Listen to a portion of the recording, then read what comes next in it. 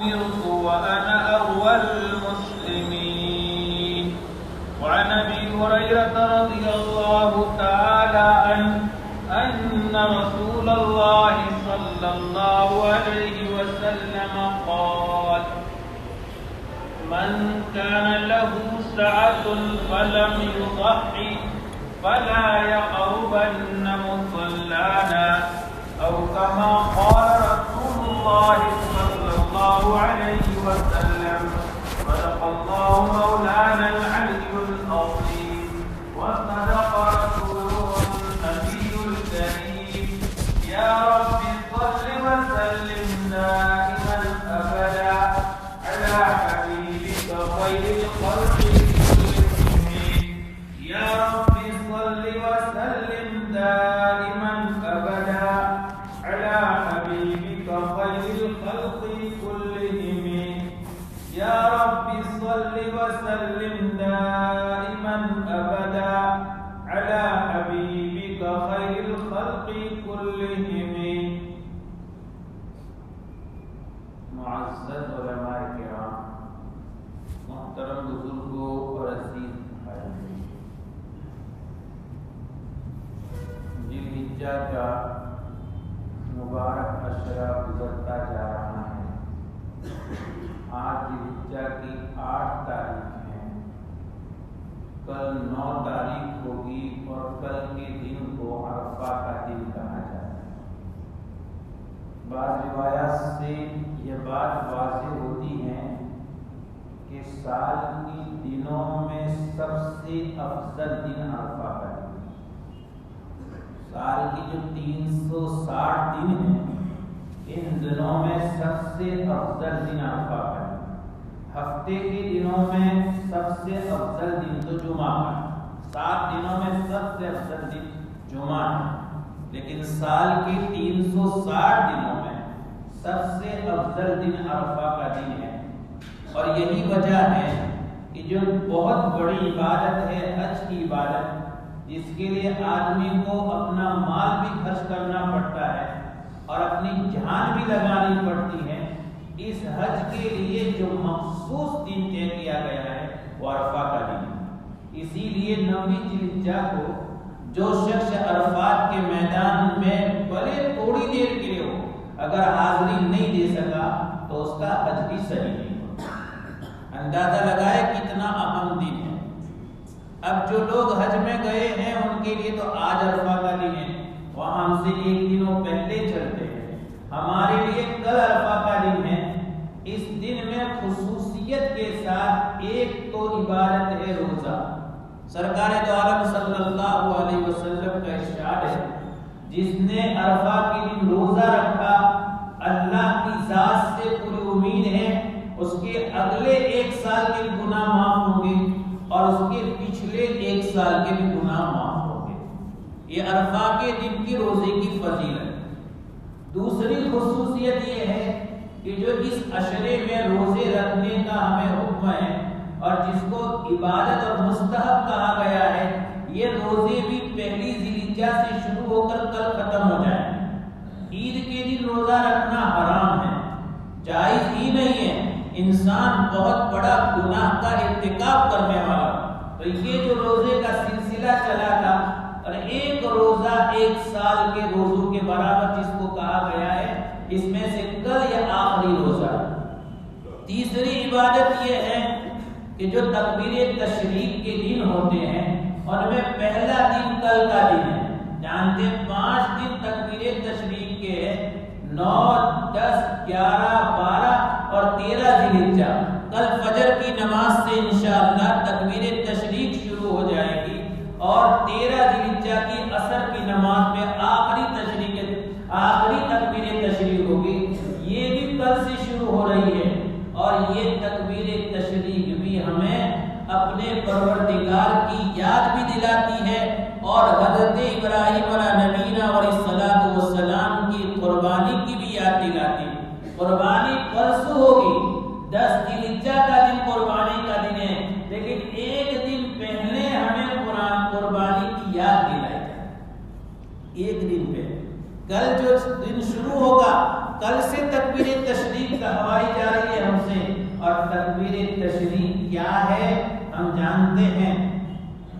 کتاب ہے عربی میں اور جو ہمارے مدارس اسلامیہ میں پڑھی جاتی ہے نور الالزام، اس کے جو ہے جو حاشیہ ہوتا ہے، جو اس میں تفسیر ہوتی ہے، جو میننگ ہوتا ہے، اس میں یہ بات لکھی ہے کہ جب حضرت ابراہیم علیہ السلام اپنے بیٹے حضرت اسماعیل علیہ السلام کی گردن پر چھری پھیر رہے تھے اور بار بار پھیرنے سے بھی چھری نہیں چلتی تھی اور اللہ کا امتحان مکمل ہو گیا تھا اور حضرت جبرائیل علیہ السلام کو آسمان سے قربانی کا مینڈا لے کر فدیہ لے کر بھیجا تھا۔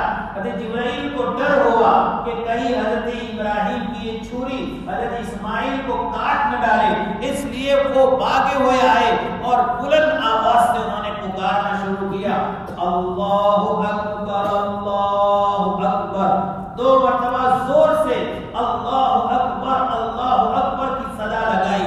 حضرت ابراہیم علیہ السلام متوجہ ہوئے، دیکھا حضرت جبرائیل آ رہے ہیں۔ حضرت جبرائیل کو دیکھ کر جواب میں حضرت ابراہیم علیہ السلام نے کہا لا الہ الا اللہ واللہ اکبر۔ جب حضرت ابراہیم علیہ السلام نے زور سے کلمہ پڑھا، اب تک حضرت اسماعیل علیہ السلام لیٹے ہوئے تھے، آنکھ پر پٹی بندھی ہوئی تھی، دیکھا کیا ماجرا ہے، دیکھا حضرت اسماعیل حضرت جبرائیل مینڈا اور فدیہ لے کر آئے ہیں۔ انہوں نے جواب میں کہا اللہ اکبر وللہ الحمد۔ 3 بزرگوں کے یہ کلمات کا مجموعہ ہے۔ آپ اندازہ لگائے کہ تینوں کا درجہ کتنا اونچا ہے، وہ سید الملائکہ ہے۔ حضرت جبرائیل علیہ السلام، ادھر حضرت ابراہیم علیہ السلام خلیل اللہ ہے، ادھر حضرت اسماعیل علیہ السلام ذبیح اللہ ہے۔ ان بزرگان دین کی یاد ہے اور انہوں نے جو اللہ کے لیے اپنے آپ کے جذبات اور اثار کی قربانی کی جو یاد چھوڑی ہے، اس یاد سے ایک دن پہلے ہمیں یاد دلائی جاتی ہے۔ یہ نہ بھولے کہ یہ کسی کی یاد میں ہے اور قربانی تیسرے دن ختم ہو جاتی ہے، لیکن چوتھے دن بھی ہمارے لیے تکبیر تشریق جاری رہتی ہے۔ کبھی شریعت کی حکمتوں میں تو غور کرے، ایک دن پہلے یاد دہانی اور ایک دن کے بعد بھی انہیں تکبیر کہلوائی جاتی ہے۔ کیوں ایسا نہیں ہوا کہ 10ویں ذی الحجہ سے بقرعید شروع ہو رہی تھی، 10ویں ذی الحجہ سے قربانی کی عبادت شروع ہو رہی تھی اور 12ویں ذی الحجہ پر قربانی کی عبادت ختم ہو رہی تھی، لیکن ادھر اللہ کا بھی کرم دیکھیے، اللہ کا احسان دیکھیے، اللہ کا حکم دیکھیے۔ 9ویں ذی الحجہ سے عرفہ کے دن سے اللہ کی طرف سے قربانی کی یاد میں تکبیر تشریق شروع کروائی جاتی ہے اور 12ویں ذی الحجہ کو قربانی کا دن ختم ہوتا ہے، لیکن 13ویں ذی الحجہ کو بھی ہم سے تکبیر تشریق کہلوائی جاتی ہے۔ اس بنیاد یہ سمجھانے کے لیے کہ ہم سمجھیں کہ قربانی کیا ہے۔ قربانی جانور کے گلے پر چھری پھرنے کا نام نہیں ہے۔ آپ جانتے قربان یہ قرآن کے وزن پر عربی زبان کا لفظ ہے۔ قرآن اور قربان میں صرف اور صرف با اور حمزہ کا فرق ہے۔ قرآن ہے وہ اور یہ قربان ہے۔ قربان کا معنی ہے ہر وہ چیز جس سے اللہ کا تقرب اور اللہ کی نزدیکی حاصل کی۔ عربی زبان کا لفظ ہے جس کا معنی ہے نزدیکی، کہ ہر وہ عبادت، ہر وہ چیز۔ امام ابو بکر جساس رحمۃ اللہ علیہ بہت بڑے مجتہد فقیہ گزرے ہیں اور فرماتے ہیں ہر وہ نیکی جس نیکی کے ذریعے اللہ کا قرب حاصل کیا جائے، ہم اپنے آپ کو اللہ سے نزدیک کر دیں، اللہ کی رحمتوں کو ہم سے نزدیک کر دیں، یہ قربان کا معنی ہے۔ اسی سے یہ قربانی بنی۔ تو قربان اور قربانی یہ دراصل ایک عمل ہے جس کے ذریعے ہم اللہ کے نزدیک ہو جاتے ہیں اور اللہ کی رحمتیں ہم سے نزدیک ہو جاتی ہیں۔ ہم اللہ کے نزدیک ہو جاتے ہیں، اللہ کی رحمتیں ہم سے نزدیک ہو جاتی ہیں۔ تو قربانی اتنا معزز عمل ہے۔ قربانی کیوں فرض کی گئی، قربانی کے سلسلے میں اللہ رب العزت ہم سے کیا لینا چاہتے ہیں، یہ تفصیلات تو بار بار ہمارے سامنے آتی ہے۔ ہمیں سمجھنا ہے کہ قربانی کے آداب کیا ہے، قربانی کے احکام کیا ہیں، قربانی کے نتیجے میں ہمارے اندر کیا بات پیدا ہونی چاہیے۔ صرف اور صرف اگر ہم یہ سمجھ لیں تو ہماری ہر عبادت میں ہمیں احساس ہونے لگے ہماری عبادتیں صرف ظاہری صورتیں نہیں رکھتی، ہماری عبادتوں کے اندر روح بھی۔ ہماری قربانی کی عبادت یہ ایسی عبادت ہے جس سے ہم اللہ کے قریب ہو جاتے ہیں اور پروردگار کی رحمتیں ہم سے قریب ہوتی ہے.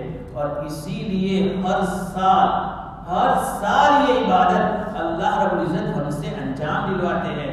اللہ رب العزت ہم سے یہ عبادت ادا کرواتے ہیں تاکہ ہمیں یہ سبق یاد رہے کہ ہم قربانی کے نتیجے میں کیا چاہتے ہیں. اللہ رب العزت کے لیے جو جانور قربان ہوتا ہے، روایات میں یہ بات ہے کہ اس کو بھی خوشی ہوتی ہے کہ مجھے اللہ کے نام پر قربان، یہ اس کو بھی خوشی ہوتی ہے کہ مجھے اللہ کے نام پر قربان. جب اس جانور کو اس خوشی ہے کہ مجھے اللہ کے نام پر قربان کیا جا رہا ہے، تو میرے بھائیوں ہمیں بھی چاہیے کہ ہم اپنی قربانی کو اللہ کے نام پر بولتے تو ہیں، ہماری زبانوں میں تو یہ بات ہے کہ ہم بسم اللہ اللہ اکبر کہتے ہیں اور پوری دعا پڑھتے ہیں. سرکار دو عالم صلی اللہ علیہ وسلم نے جب اپنے قربانیوں کو قربان کیا، آپ مدینہ تشریف لے جانے کے بعد ہر سال اچھے اور عمدہ جانور کی قربانی کرتے تھے. اور جب قربان کرنے لگے تو یہ مشہور دعا انی وجہت وجہ للذی فطر السماوات والارض علی ملت ابراہیم حنیفا لا شریک لہ وبذلک امرت وانا اول المسلمین. انی وجہت وجہ للہ فطر السماوات والارض علی ملت ابراہیم حنیفا لا شریک لہ وانا من المسلمین. قل ان صلاتی ونسکی ومحیائی ومماتی للہ رب العالمین لا شریک لہ بذلک امرت وانا من المسلمین. قرآن میں وانا اول المسلمین ہے جو آیت میں نے پڑھی، لیکن اس دعا میں وانا من المسلمین کیونکہ اللہ کے نبی صلی اللہ علیہ وسلم اس امت کے سب سے پہلے مسلمان تھے اور ہم اور آپ پہلے مسلمان نہیں ہیں، ہم اور آپ عام مسلمانوں میں سے ہیں. اور اس کے بعد اللہ کے نبی نے دعا کی اللہم لک منک ولک، یہ قربانی ہمارے اپنے بس میں نہیں ہے، تیری توفیق سے ہے اور تیرے لیے. محمد وعن امتہ، محمد صلی اللہ علیہ وسلم کی طرف سے اور محمد صلی اللہ علیہ وسلم کی امت کی طرف سے بسم اللہ اللہ اکبر. آپ یہ دعا پڑھ کر کے قربانی کا جانور ذبح کر رہے ہیں اور ہمارے لیے بھی یہ ہے کہ ہم بھی قربانی کی دعا اسی طرح پڑھیں اور اس دعا میں یہ استحضار ہو کہ ہم یہ قربانی صرف اور صرف اور صرف اللہ ہی کی رضا کے لیے کر رہے ہیں. کوئی نام و نمود نہیں، کوئی ریاکاری نہیں، کوئی شور نہیں، کسی قسم کی جو ہے ویڈیو نہیں، کسی قسم کا جو ہے اس کو ڈاؤن لوڈ کر کے دنیا میں شیئر کرنا نہیں. ہماری عبادت ہمارا پروردگار جانتا ہے، ہمیں اور آپ کو کسی کو دکھانے کی ضرورت نہیں. اور جو عبادت دکھاوے کے لیے کی جائے وہ صرف ہمارے منہ پر نہیں مانی جاتی. اس عبادت میں ریاکاری آئی جس کی وجہ سے جہنم میں مستحق ہوتے ہیں. یہ مضمون ہماری سمجھ میں نہیں آتا. ہم بار بار یہ بات سنتے ہیں، بار بار یہ بات بیان کرتے ہیں، بار بار ہمیں احساس پیدا ہوتا ہے. سرکار دو عالم صلی اللہ علیہ وسلم کی ایک اعلیٰ درجے کی حدیث ہے جو بار ہم نے سنی ہے کہ کل میدان محشر میں 3 طرح کے لوگ لائے جائیں گے. 3 طرح کے، اس میں سے ایک اللہ کی راہ میں قربان ہونے والا انسان شہید ہوگا، اس میں ایک اللہ کی راہ میں اپنے مال کی قربانی دینے والا سخی ہوگا، اور اس میں سے ایک اللہ کے لیے علم اور اللہ کے دین کا بول بالا کرنے والا عالم اور قاری ہوگا. لیکن تینوں کے ساتھ معاملہ کیا ہوگا؟ یہ حدیث بار بار سنی ہے میرے بھائی، جو دل میں دستک دے اور اپنے دل میں سونے کے پانی سے لکھے یہ پیغام ہمیں کیا دے رہا ہے. آپ نے فرمایا سخی کو بلایا جائے، اس سے پوچھا جائے، اللہ پوچھیں گے میں نے تجھے جو جسمانی قوت دی تھی، میں نے تجھے جو ہمت دی تھی، جو میں نے حوصلے دیے تھے، اس کام میں لایا. جواب وہ یہی کہے گا جو ہم اور آپ کہتے ہیں، پروردگار میں تیری راہ میں لڑا اور لڑتے لڑتے اپنی جان کی قربانی لگا دی. اللہ تعالیٰ فرمائیں گے تو میرے لیے نہیں لڑا، میرے لیے نہیں لڑا تو اس لیے لڑا تجھے دنیا بہادر کہے، جا تجھے دنیا نے بہادر کہہ دیا. فرشتوں سے حکم ہوگا ان دے وہ گھسیٹ کر جہنم میں ڈال. عبادت میں ریاکاری کیا ہے؟ قبول ہونا تو درکنار، ہمارے منہ پر ماننا تو درکنار، اس ریاکاری نے انسان کو، اور ایک آدمی جو اپنی جان کی بازی لگا دیتا ہے اس کو جہنم میں مستقل کرے۔ دوسری سے کہا جائے گا مال دیا تھا کہاں خرچ، وہ کہے گا پروردگار دنیا میں خیر کا کوئی کام ایسا نہیں تھا جسے پسند کر، جسے جہاں خرچ کرنا تجھے راضی ہو اور میں نے خرچ کیا کہنا ہے، کوئی کام ایسا نہیں تھا جہاں خرچ کرنا تجھے پسند ہو اور میں نے وہاں خرچ نہ کیا۔ اللہ کے نبی فرماتے ہیں، اللہ فرمائیں گے تو نے یہ اس لیے کیا تاکہ دنیا تجھے سخی کرے، دنیا تجھے دیندار کہے، دنیا کہے یہ بڑا خرچ کرنے والا ہے، فرشتوں سے حکم جا، تجھے کہاں جا چکا، فرشتوں سے حکم ہوگا لے جاؤ اس کو اونتے منہ گھسیٹ کر کے جہنم میں ڈالو۔ تیسرا انسان ہوگا عالم، اچھا بیان کیا ہوگا، دین کی باتیں بتائی ہوگی، دین کی دعوت دی ہوگی، بہت سے شاگرد تیار کیے ہوں گے، بہت ساری کتابیں لکھی ہوگی، لیکن اس کے بیان میں بس مقصد اللہ کو راضی کرنا نہیں ہوگا، دنیا والوں کی واہ واہ ہوگی۔ فرماتے اللہ پوچھیں گے میں نے علم دیا تھا، میں نے علم دیا تھا تو نے کیا کیا؟ وہ کہے گا پروردگار میں نے دین سیکھا، تیرے بندوں کو سکھایا۔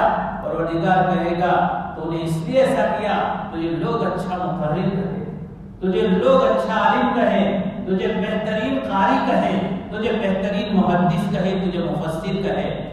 جا کہاں جا چکا، فرشتوں سے حکم ہوگا اٹھاؤ اس کو اونتے منہ گھسیٹ کر کے جہنم میں ڈالو۔ کتنے بڑے شارحین لکھتے ہیں انسان کے پاس یہی تو تین صلاحیتیں ہیں، اور کیا ہے؟ ایک تو اس کی جسمانی صلاحیت، ایک اس کی مالی صلاحیت اور ایک اس کی دماغی صلاحیت۔ جسمانی صلاحیت کو کام میں لگایا شہید بن گیا، مالی صلاحیت کو کام میں لگایا سخی بن گیا، دماغ کی صلاحیت کو اللہ کے دین کے پیچھے لگایا عالم بن گیا۔ لیکن تینوں صلاحیتیں اللہ کو راضی کرنے کے لیے نہیں تھی، اس لیے یہ صلاحیتیں اسے جنت میں لے جانے کے بجائے جہنم میں۔ اتنی بڑی عبادتیں، جان و مال کی قربانیاں، زندگی بھر دین کی خدمت، لیکن اس کے باوجود وہ جہنم میں لے جائیں۔ میرے بھائیو کس بنیاد پر؟ صرف اس لیے کہ اس میں جو روح ہے اخلاص کی، اس میں جو روح ہے رضا الہی کی، اس میں جو روح ہے اللہ کو خوش کرنے کی، وہ روح نکل گئی۔ ایسی عبادتوں کا اللہ کے یہاں کوئی مقام نہیں ہوتا ہے۔ ہمارا قربان جانور کو قربان کرتے وقت بسم اللہ اللہ اکبر کے بول لگائے، ہم اور آپ مہنگے سے مہنگے جانور خریدے اور اس کے بعد اس کی کلپیں بنائی جائیں، اس کی ویڈیو بنائی جائے، اس کی فوٹو لیے جائے۔ آج تو عجیب ہمارے معاشرے کا سب سے بڑا المیہ یہ ہے، کیا ہماری کوئی عبادت میں اخلاص ہو؟ برا نہ مانے، اخلاص کا تعلق دل سے ہے، اور کسی کے دل کو ہم نہیں ٹٹول سکتے، کسی کے دل میں ہم جھانک نہیں سکتے، لیکن دل میں اخلاص کے آثار تو سامنے نظر آتے ہیں۔ جو مخلص ہوتا ہے وہ کبھی بھول سے بھی اپنی نیکی اپنی زبان پر نہیں لاتا، جو مخلص ہوتا ہے وہ کبھی کسی پر احسان نہیں جتاتا، جو مخلص ہوتا ہے مسجد بنانے کے بعد وہاں تختی نہیں لگاتا، جو مخلص ہوتا ہے مدرسے میں چندے لینے کے بعد مسجد والوں کو احسان نہیں جتاتا، جو مخلص ہوتا ہے اس کا اخلاص صرف اور صرف اللہ کو۔ ایک بہت بڑے اللہ والے گزرے ہیں، لمبا واقعہ میں تو خلاصہ پیش کروں۔ میدان جہاد میں گئے، اس دشمن کو جو ہے ہرانے کے لیے وہ دشمن مقابلہ ہو رہا تھا، کتنی محنت کے بعد قلعہ فتح نہیں ہو رہا تھا۔ بادشاہ وقت نے اعلان کیا کہ جو قلعے کا دروازہ توڑ کر اندر داخل ہوگا میں اس کو زبردست انعام دوں گا۔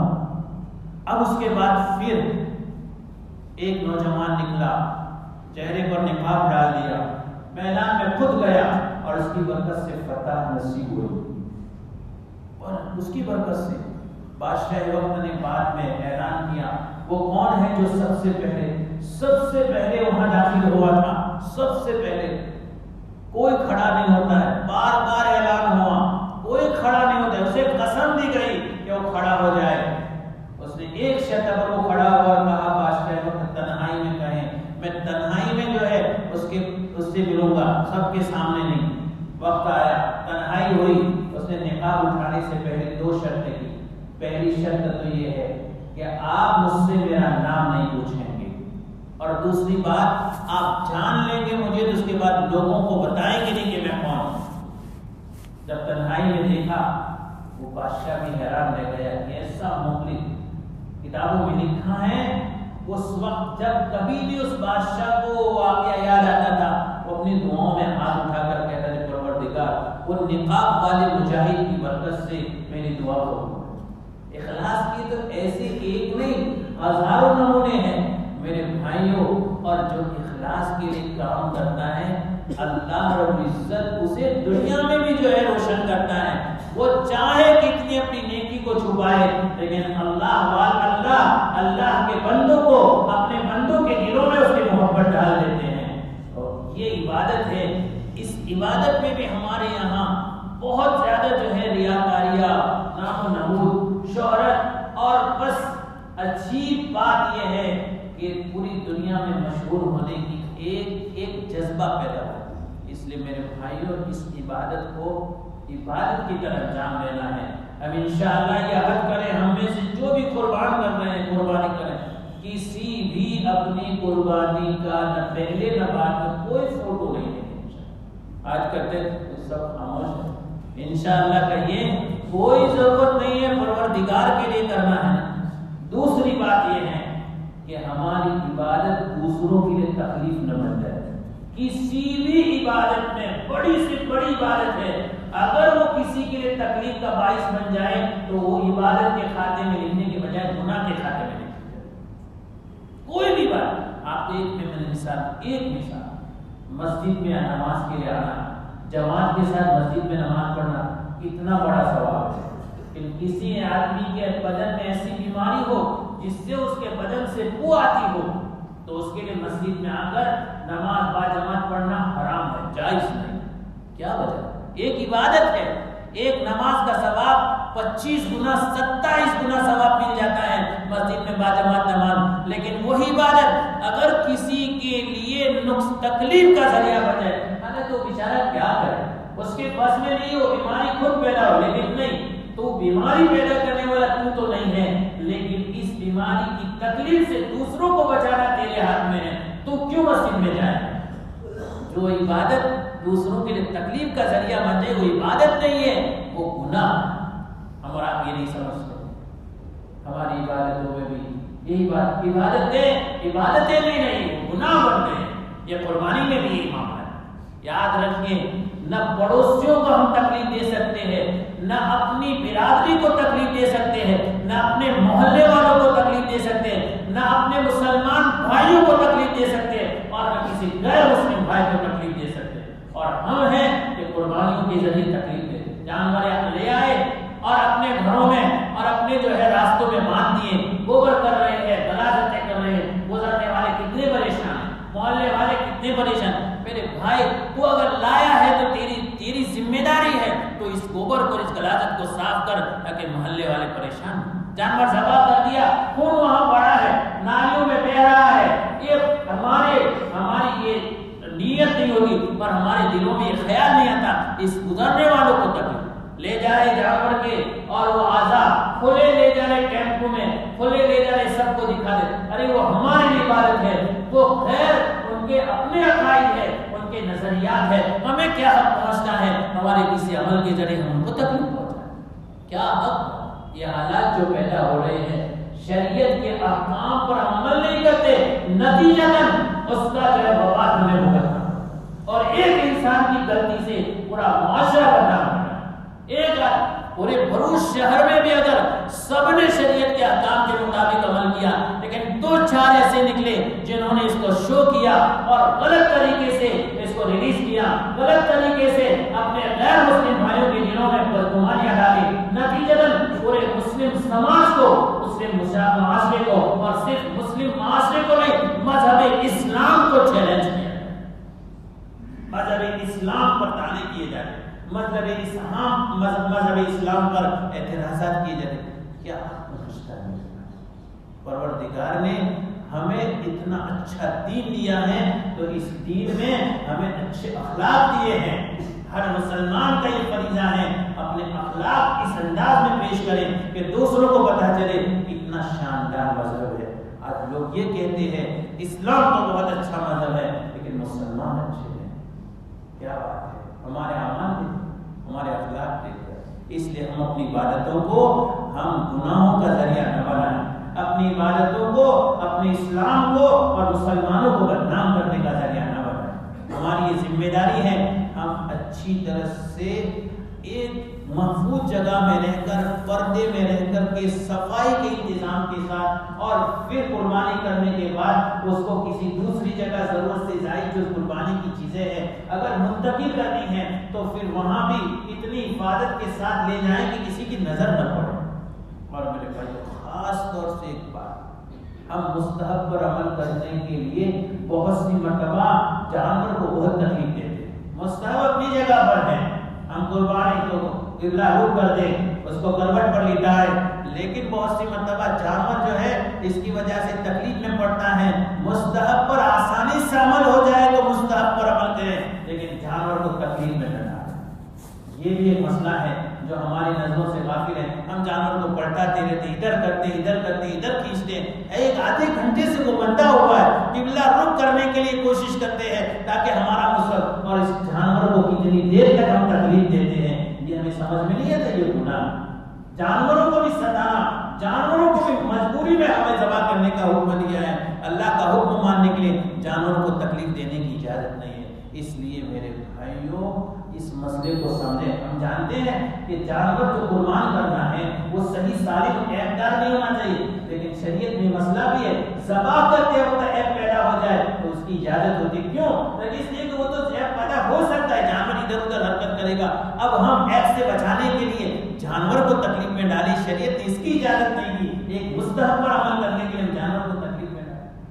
بھائی میری باتیں سمجھ میں آنے نہیں. یہ ہمارے معاشرے میں ہو رہا ہے اور ہم دیکھ رہے ہیں، ہم جان رہے، سوچتے ہیں، لیکن پھر بھی ہمارے بدن، ہمارے سروں میں جھوٹ تک نہیں رہتی. ہمیں کوشش نہیں کرتے کہ جانور کیسے قربان کریں. اللہ رب العزت ان کہی باتوں پر ہم سب کو عمل کرنے کی توفیق عطا فرمائے. ہماری قربانی پورے ملک کے لیے امن و امان کا ذریعہ بنائے. ہماری قربانی ایک اچھا پیغام دوسروں میں جائے، اس کا ذریعہ اللہ تعالیٰ بنائے. ہماری قربانی عبادت بنے، ہماری قربانی اخلاص سے بھری ہوئی ہو، ہماری قربانی اللہ کی رضامندی کے لیے ہو، ہماری قربانی سنت طریقے کے مطابق ہو، ہماری قربانی اسلامی آداب کے مطابق ہو. اللہ ایسی قربانی کرنے کی ہم تمام کو توفیق عطا فرمائے اور اللہ ہماری قربانیوں کو قبول فرمائے. جیسے سرکار دو عالم صلی اللہ علیہ وسلم کی قربانیوں کو اور خلیل اللہ حضرت ابراہیم علیہ السلام کی قربانیوں کو اللہ نے قبول فرمایا ہے. اور اللہ نے جتنے انبیاء کی قربانیاں ہیں وہ قربانیاں قبول فرمائے. اللہ ہماری قربانیاں بھی قبول فرمائے. آمین. وآخر دعوانا الحمدللہ رب العالمین.